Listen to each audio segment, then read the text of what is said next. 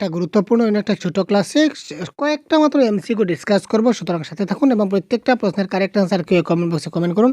প্রশ্নগুলো বাইল্যাঙ্গুয়াল আছে, ইংলিশ এবং বাংলাতে আমরা কম্বাইন করেছি, যাতে করে আপনাদের সুবিধা হয় পরবর্তী সময়, যাতে করে আপনারা সবাই কারেক্ট আনসারগুলো করতে পারেন, এই প্রত্যাশায় আমরা স্টার্ট করেছি। ঠিক আছে, তো চলুন এবার প্রথম প্রশ্ন আপনাদের স্ক্রিনে দেখতে পাচ্ছেন। তো এই প্রশ্নের কারেক্ট আনসার কী হতে পারে একটু দেখি।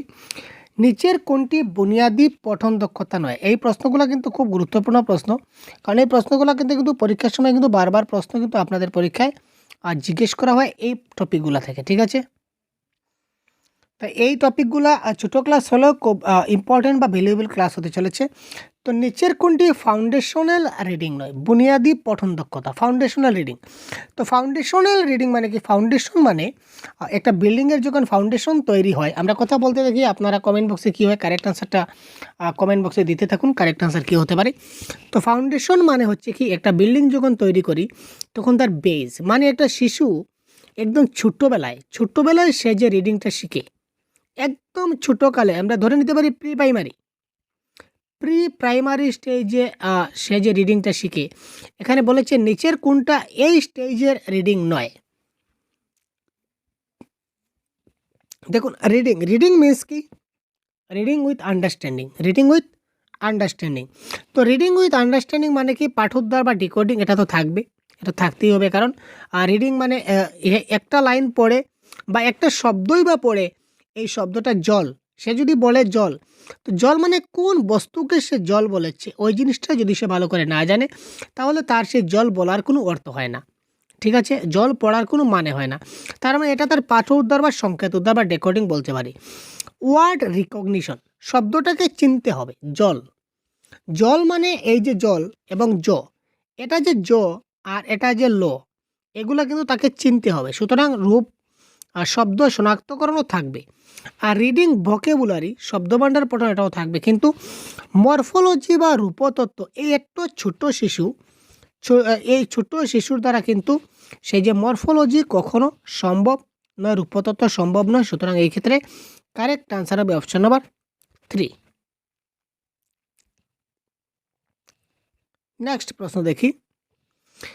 একজন শিক্ষক শিক্ষিকা তার শিশু শিক্ষার্থীদের ভাষা অর্জনের জন্য প্রথম বছরগুলিতে নির্দেশ এবং উৎসাহনের আকারে যেমন বলা হবে তেমনটাই করতে বলেন, এখানে তিনি কোন নীতি প্রদর্শন করেছিলেন? অর্থাৎ একজন শিক্ষক বা শিক্ষিকা তিনি তার শিক্ষার্থীদের কী করতে চাইছেন? ভাষা অর্জন করাতে চাইছিলেন। তো ভাষা অর্জন করানোর জন্য প্রথম বছরগুলিতে কিছু নির্দেশ দেওয়া আছে। নির্দেশ মানে যেমন আজকে প্রথম দিন, বছরের প্রথম দিন, আজকে আমরা একটা কবিতা পড়ব। কবিতার নাম হচ্ছে এক একে এক, নাক আমাদের এক, দুই দুই দুই, কান আমাদের দুই, হাতে ধরো, কানে ধরো, পায়ে ধরো, এই ধরনের মানে শরীরের অঙ্গ প্রত্যঙ্গগুলো টাচ করে এই ধরনের তিনি শেখাচ্ছেন। অর্থাৎ এখানে যেমন বলা হবে তেমনি করতে হবে। তো দ্যাট ইজ কল শারীরিক প্রতিক্রিয়া নীতি বা total physical response approach is the right answer. এই ধরনের প্রশ্ন থাকলে আপনারা টোটাল ফিজিক্যাল রেসপন্স অ্যাপ্রোচটা আপনারা কারেক্ট করে দেবেন। এই ওয়ার্ডগুলো কিন্তু মাথায় রাখবেন। ভাষা হচ্ছে ড্যাশের সামাজিক উপায় বা সোশিয়াল টুলস। ভাষাটা কিসের সামাজিক উপায়? কারেক্ট আনসার কী হবে তাদের কমেন্ট বক্স করুন তো ভাই। ভাষা হচ্ছে ড্যাশ এর সামাজিক উপায়। তো কথা হচ্ছে ভাষাটা কিসের সামাজিক উপায় বা কিসের সোশিয়াল টুল, এটা জানতে হবে। তো ভাষা হচ্ছে ব্যাখ্যা, পারস্পরিক ক্রিয়া প্রতিক্রিয়া বা মিথস্ক্রিয়া, নাকি জ্ঞাপন, নাকি হস্তক্ষেপণ? ভাষা। আমি আপনার সঙ্গে কথা বলছি, এই যে আমি ভিডিও, ও ভাই আপনাকে বলছি, আপনি ভিডিও দেখছেন যে, হ্যালো, আপনাকে ইয়েস ঠিক বলতে হবে আপনাকে। এই যে আমি আপনার সঙ্গে যে আমি কমিউনিকেট করছি, ভাষা ব্যবহার করছি, আমি একটা ভাষায় আপনার সঙ্গে কথা বলছি। তো তো আপনার সঙ্গে আমি কী করছি? ইন্টারেকশন করছি, অর্থাৎ পারস্পরিক ক্রিয়া প্রতিক্রিয়া বা মিথস্ক্রিয়া। তো ভাষা হচ্ছে পারস্পরিক ক্রিয়া প্রতিক্রিয়া বা মিথস্ক্রিয়ার একটা সামাজিক উপায়। Language is a social tools of interaction.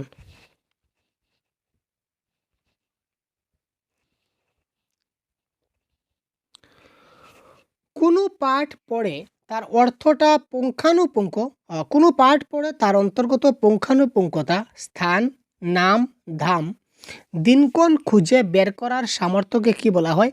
বৈশ্বিক অনুধাবন, স্থানিক অনুধাবন, প্রতীয়মানতা নির্ণয় নাকি পাঠটির ব্যাখ্যাকরণ? Question number 4। টপমোস্ট কোয়েশ্চেনগুলো বেছে বেছে আমি কালেক্ট করেছি আজকে। কোনো একটা পার্ট পড়ে এই পাঠের পুঙ্খানুপুঙ্খতা অর্থাৎ একটা নির্দিষ্ট আমরা কিছু এই পার্ট পড়ে এই পার্ট থেকে ডেফিনেট কিছু একটা খুঁজতে যাচ্ছি, নির্দিষ্ট কিছু একটা খোঁজার চেষ্টা করছি যে এখানে কোন জায়গার কথা বলা হয়েছে, কোন নাম রয়েছে, কোন ধাম রয়েছে, কোন দিন কাজটা হবে, এই ধরনের particular place, particular date, particular things অর্থাৎ পার্টিকুলার এনিওয়ে আমরা খোঁজার চেষ্টা করছি। That is called local comprehension. যারা জেনে না তারা জেনে রাখুন, এটা হচ্ছে লোকাল। এবং একটা পার্ট পড়ে এজ এ ওভারঅল যদি আমরা আইডিয়া নিয়ে নিই, ওভারঅল আইডিয়া যে পার্টটা পড়ে আমি মোটামুটি বুঝলাম যে পাঠের মধ্যে ওই ওই ওই জিনিসগুলো আছে, দ্যাট ইজ কল বৈশ্বিক অনুধাবন বা গ্লোবাল কম্প্রিহেনশন। ঠিক আছে, এই দুটা থেকে কিন্তু পরীক্ষার প্রশ্ন আসে বারবার, লোকাল না গ্লোবাল।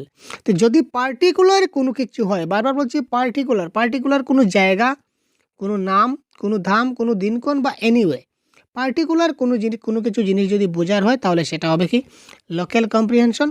আর যদি ওভারঅল আইডিয়া তার যদি দরকার, ওভারঅল অলরাউন্ড, তখন সেটা হবে কি বৈশ্বিক বা global comprehension. Next question number 5 চলে আসলো আপনাদের সম্মুখে এবং কারেক্ট আনসার আপনারা করুন কমেন্ট বক্সে, কি হবে কারেক্ট আনসার। কোনো শিক্ষক বা শিক্ষিকা পঞ্চম শ্রেণীর শিক্ষার্থীদের পঠন উপভোগ এবং সংশ্লিষ্ট ধারণাটিকে আরও ভালোভাবে আয়ত্তীকরণের জন্য একটা দীর্ঘ নিবন্ধ পড়তে দিলেন। তিনি এখানে চর্চা করছেন। ঠিক আছে, কোনো একজন শিক্ষক বা শিক্ষিকা তিনি কি করছেন, পঞ্চম শ্রেণীর শিক্ষার্থীদের তিনি পঠন উপভোগ করাচ্ছেন এবং এই সংশ্লিষ্ট ধারণাটিকে আরও ভালোভাবে আয়ত্ত করার জন্য তিনি তাকে একটা আর্টিকেল পড়তে দিলেন। এখানে তিনি চর্চা করাচ্ছেন এক্সটেনসিভ রিডিং, ইন্টেনসিভ রিডিং, জিক্সো রিডিং নাকি পার্টনার রিডিং। গতকালকের অলরাউন্ড ম্যারাথন ক্লাসে কিন্তু আমরা কথাগুলো অলরেডি ডিসকাস করে দিয়েছি। তো সে কী করছে, ভালোভাবে আয়ত্ত করার জন্য, ধারণাটা ভালোভাবে বোঝার জন্য সে আরও তাকে ধারণাটা বোঝার জন্য তিনি আবার পড়তে দিলেন। তো এখানে শিশুরা খুব ভালো করে মনোযোগ সহকারে পড়ছে, তো মনোযোগ সহকারে পড়ছে তার মানে কারেক্ট আনসার হবে এক্সটেনসিভ রিডিং। মনোযোগ সহকারে পড়ছে, that is call intensive reading. যদি মনোযোগ সহকারে পড়ে তখন সেটা হবে ইন্টেনসিভ। আর যদি ওভারঅল যদি গল্প পড়ে, সে যদি মজা নিতে চায়, আনন্দ নিতে চায়, আনন্দ উপভোগের জন্য শুধু যদি পড়ে, ইয়েস দুঃখিত, কারেক্ট আনসার অপশন নাম্বার 1 হবে, কারণ এখানে পঠন উপভোগ বলেছে, মানে পঠনের যদি সে আনন্দ উপভোগ করতে পারে তাহলে পঠনের জন্য সে আনন্দ উপভোগ করতে চাচ্ছে, তার মানে সেটা হবে কি এক্সটেনসিভ রিডিং বা ব্যাপক পাঠ। শিশু শিক্ষার্থীদের নতুন শব্দাবলী শেখানোর জন্য শিক্ষক বা শিক্ষিকা বাস্তব বস্তু সামগ্রী ব্যবহার করেন। মানে তিনি ক্লাসে যখন নতুন শব্দ শেখান, নতুন শব্দ শেখানোর সময় তিনি কি করেন, রিয়েল অবজেক্ট ইউজ করেন। তিনি কি করেন, রিয়েল অবজেক্ট ইউজ করেন। তো রিয়েল অবজেক্ট যে ইউজ করেন তার কারণ কি, এটি শব্দগুলির সঠিক উচ্চারণ শেখাতে সাহায্য করে। কেবল বাস্তব বস্তু সামগ্রীর মাধ্যমেই আমরা শব্দভাণ্ডার গড়ে তুলতে পারি। শিশু শিক্ষার্থীরা বিমূর্ত চিন্তা করতে সমর্থ নয়। এটি শিক্ষার্থীদের বাস্তব জীবনে দেখা বস্তুগুলির সঙ্গে সংশ্লিষ্ট শব্দগুলির সংযোগ সাধনে সাহায্য করে। তো কোয়েশ্চেন নাম্বার 6 কারেক্ট আনসার কী হবে, খুব তাড়াতাড়ি কমেন্ট করুন। এবং আপনারা কে কোথা থেকে ক্লাসটা দেখছেন সেটা অবশ্যই কমেন্ট করে জানাবেন। ঠিক আছে, অনেক বন্ধু অনেক দেশ থেকে আমাদের দেখছে, দেশ বলছি ভাই, অনেক রাজ্য থেকে, কেউ আসাম থেকে দেখছে, কেউ পশ্চিমবাংলাল থেকে দেখছে, কেউ আবার আপনার বিহার থেকে দেখছে, কেউ উড়িষ্যা থেকে দেখছে, কেউ মণিপুর থেকে দেখছে। আপনারা কে কোথা থেকে দেখছেন অবশ্যই কমেন্ট বক্সে জানাবেন। তো এই ক্ষেত্রে তিনি যেহেতু রিয়েল অবজেক্ট ব্যবহার করেন, তার একমাত্র কারণ হচ্ছে কি, এটি শিক্ষার্থীদের বাস্তব জীবনে জিনিসগুলো যে দেখছে তার মধ্যে সংশ্লিষ্ট যে শব্দ রয়েছে এগুলা সে কী করতে পারে, সংযোগ সাধন করতে পারে বা কানেক্ট করতে তাকে কী করে, সাহায্য করে। সুতরাং option number 4 is the right answer. কোনো নতুন ভাষা শিখতে শুরু করার একটি সময় পর্বে শিক্ষার্থী ভাষাটি বুঝতে পারে কিন্তু বলতে পারে না। এই সময় পর্বটিকে কি বলা হয়? অতি গুরুত্বপূর্ণ প্রশ্নগুলো কিন্তু দেখুন। একটা নতুন ভাষা শেখার সময় শিক্ষার্থীরা কিন্তু বুঝতে পারে, কিন্তু সে কী করতে পারে না, কিছু বলতে পারে না। এই যে সময় পর্ব, এই সময় পর্বকে আমরা কি বলি? বাক প্রবেশক পর্ব, নাকি নীরব পর্ব, নাকি প্রারম্ভিক উৎপাদন পর্ব, নাকি প্রবেশক পর্ব? আমার যারা একটা মাত্র আমি ম্যারাথন ক্লাস দিয়েছিলাম এবার রিসেন্ট, এই ক্লাসটা যারা দেখে নিয়েছেন 100% গ্যারেন্টি আপনারা সবগুলা প্রশ্নের আনসার কমেন্ট বক্সে কারেক্ট আনসার করতে পারবেন, কারণ আমি অলরেডি ডিসকাস করেছি। তো এই প্রশ্নের কারেক্ট আনসার হবে সাইলেন্ট। এটা হবে সাইলেন্ট পর্ব। একটা নতুন ভাষা শেখার সময় একটা শিশু বুঝে কিন্তু সে কিছু বলতে পারে না। তো এই পর্বকে কি বলা হয়? এটাকে বলা হয় সাইলেন্ট পর্ব। একজন কার্যকর বা ফলপ্রদ ভাষা শিক্ষক, একজন কার্যকর বা ফলপ্রদ ভাষা শিক্ষক তিনি কি করতে পারেন? শিশুদের পাঠ্যপুস্তকে প্রদত্ত সমস্ত প্রশ্নের উত্তর শিখিয়ে দেবেন। মোটেই না, একজন শিক্ষক কখনো একটা পাঠের সমস্ত প্রশ্ন তিনি কখনো শেখাতে পারেন না। Option number 1 cancel. শিক্ষণ কার্যে পাঠ্যপুস্তকের সঙ্গে সঙ্গে অন্যান্য উপাদানও ব্যবহার করবেন। ইয়েস, তিনি করবেন। কেবলমাত্র পাঠ্যপুস্তক কেটে দেই, সম্পূর্ণভাবে অনুমোদিত বইটির উপর নির্ভর করবেন। শুধুমাত্র বই অল ইন অল, বইয়ের উপরে শুধু 100% ডিপেন্ড করবেন, মোটেই না। তো একজন ভালো শিক্ষক বা কার্যকর ভাষা শিক্ষক তিনি কি করতে পারেন? শিক্ষণ কার্যে পাঠ্যপুস্তকের সঙ্গে সঙ্গে অন্যান্য উপাদানও তিনি ব্যবহার করবেন। সুতরাং option number question number 2 is the right answer.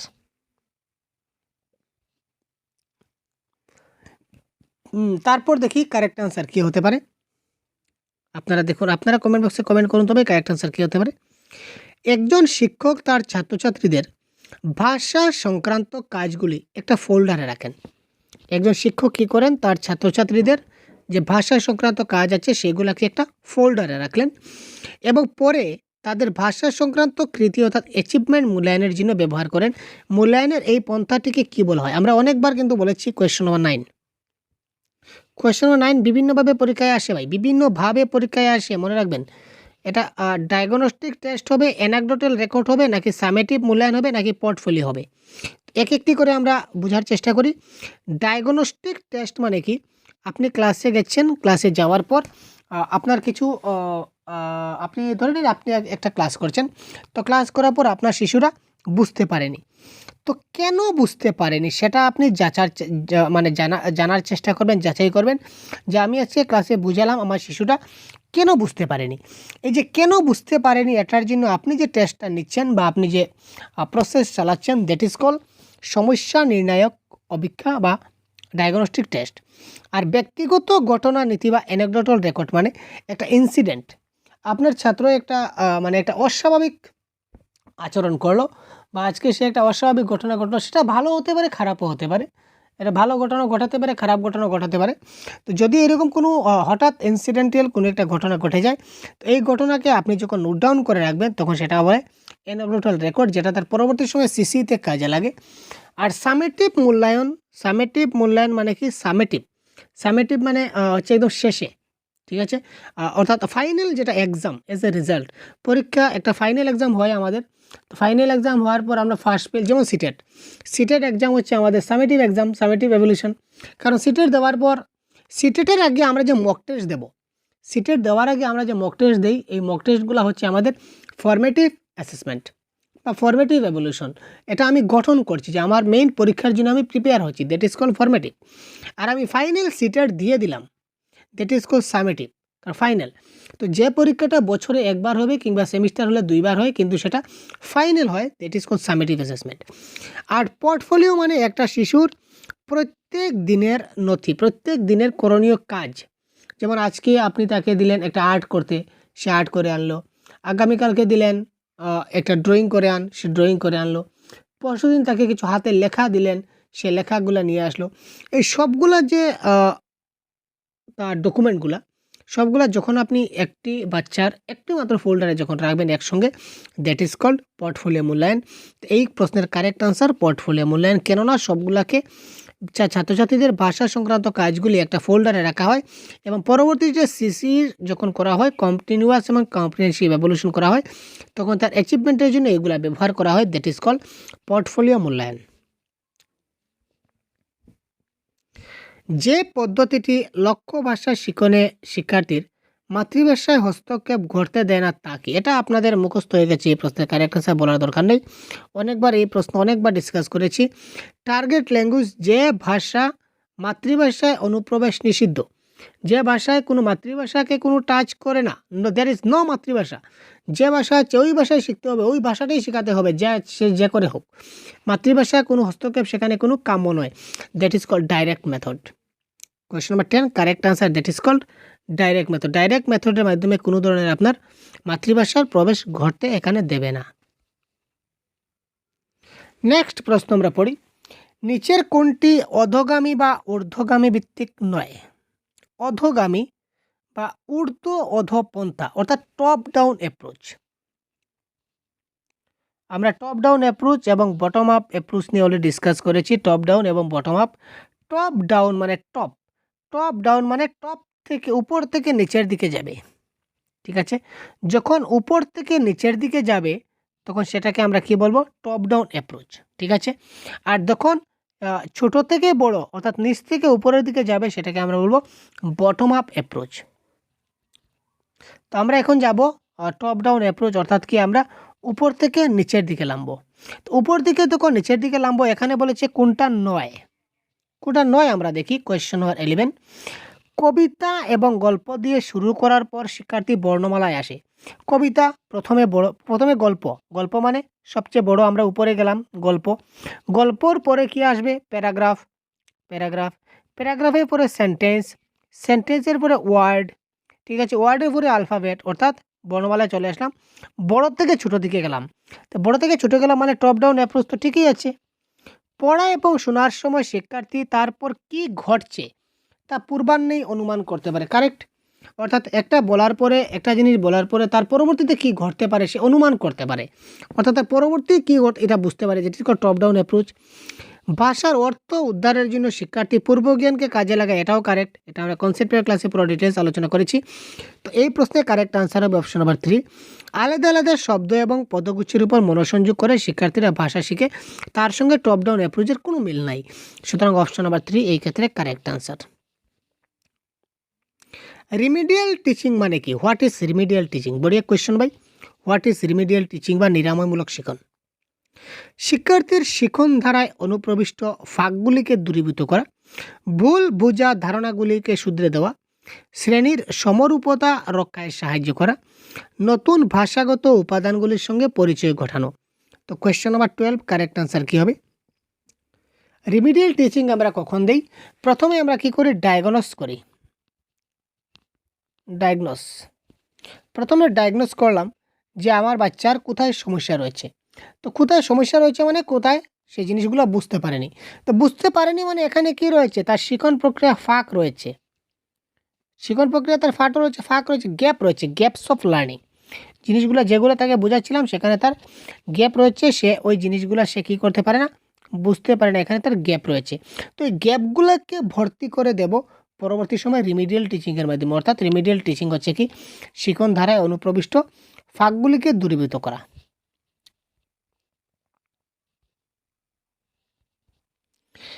যে শিক্ষণগত অক্ষমতাটি পড়ার, ব্যাখ্যা করার এবং অক্ষর, বর্ণ, শব্দ প্রতীক সময় বুঝতে পারার সামর্থ্যকে নষ্ট করে সেটিকে কী বলা হয়? কারেক্ট আনসার কোয়েশ্চন নাম্বার 13, তাড়াতাড়ি করুন। কারেক্ট আনসার কী হবে?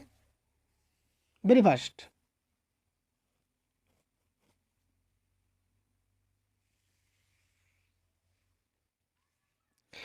যে শিক্ষণগত অক্ষমতাটি পড়ার, ব্যাখ্যা করার, এখানে একটা কথা দেখুন, পড়া মানে কি রয়েছে? Reading disorder. আর আপনি কোথাও খুঁজছেন ভাই, আপনার খোঁজার প্রয়োজন নেই, আপনি দেখছেন রিডিং ডিসঅর্ডার। তো রিডিং ডিসঅর্ডার মানে আমরা কি পেয়েছিলাম? আমরা কি পেয়েছিলাম কনসেপ্ট ক্লাসে? তো যদি রিডিং ডিসঅর্ডার হয় তাহলে কি হবে? ডিসলেক্সিয়া, তাই তো? ডিসলেক্সিয়া হচ্ছে রিডিং ডিসঅর্ডার। এইভাবে সবগুলা ডিসঅর্ডার নিয়ে আলাদা ক্লাস অলরেডি প্রোভাইড আছে, দেখে নেবেন।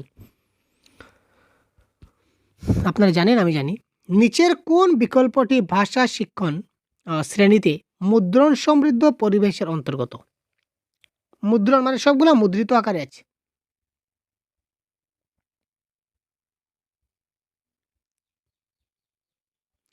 শ্রেণীতে প্রদর্শিত বিভিন্ন চার্ট বা রেখাচিত্র, পোস্টার, বিজ্ঞপ্তি, শ্রেণীকক্ষ চুক্তি। শ্রেণীকক্ষ চুক্তি মুদ্রিত অবস্থায় থাকে না, সেটা ক্যান্সেল। শ্রেণী গ্রন্থাগারে আলমারিতে রক্ষিত বই, সেগুলা কোনো কথা নয়। টিভি, কম্পিউটার কথা নয়। তো কারেক্ট আনসার হবে বি, 14 বি হবে কারেক্ট আনসার। সাইনবোর্ড, সাইনবোর্ডটা বড় বড় ছাপারাতে লেখা, বড় বড় করে আমরা দেখে শিখতে পারি। প্লে কার্ড, লেবেল, মূলক ইত্যাদি সম্বন্ধীয় পরিবেশ, এগুলা মুদ্রণ সমৃদ্ধ পরিবেশের মধ্যে পড়ছে ভাষা শিক্ষণ ক্লাসে। সুতরাং এই ক্ষেত্রে কারেক্ট আনসার 14 বি। প্রথম প্রথম প্রজন্মের শিক্ষার্থী অর্থাৎ দ্য ফার্স্ট জেনারেশন লার্নার্স, তাদের বলা হয় যারা কি করে, তাদের পরিবারের মধ্য থেকে সে প্রথম স্কুলে আসে, ভর্তি হওয়ার জন্য প্রথম স্কুলে আসে, বিদ্যালয়গত প্রস্তুতি প্রকল্পে যোগদানের জন্য স্কুলে আসে, সংশ্লিষ্ট ভাষাটি স্কুলে এসে প্রথম শিখেছে। তো এই প্রশ্নের কারেক্ট আনসার কি হতে পারে? Question number 15। First generation learner অর্থাৎ প্রথম প্রজন্মের শিক্ষার্থী তাকেই বলা হয় যে, অর্থাৎ যার পরিবারের তার মা বাবা অর্থাৎ তার তার যে জেনারেশন রয়েছে, তার পুরনো জেনারেশন, ওল্ডেস্ট জেনারেশন, তার মা বাবা, দাদু দাদু, বড় ভাই, ছোটো ভাই, বড় ভাই, তারা কেউ কোনোদিন স্কুলে আসেনি, সে প্রথম স্কুলে এসেছে। তা অর্থাৎ তার পরিবারের মধ্য থেকে সে প্রথম স্কুলের বারান্দা দেখেছে, সেই হচ্ছে কি ফার্স্ট জেনারেশন। আমরা বলি না স্কুলের বারান্দা দেখিস নি, আবার বড় বড় কথা বাতালাম আসছিস, সেই দূরের কথা ভাই। যে প্রথম স্কুলের বারান্দা দেখে বা যে পরিবারের মধ্যে যে প্রথম স্কুলে আসে তাকে কি বলা হয়?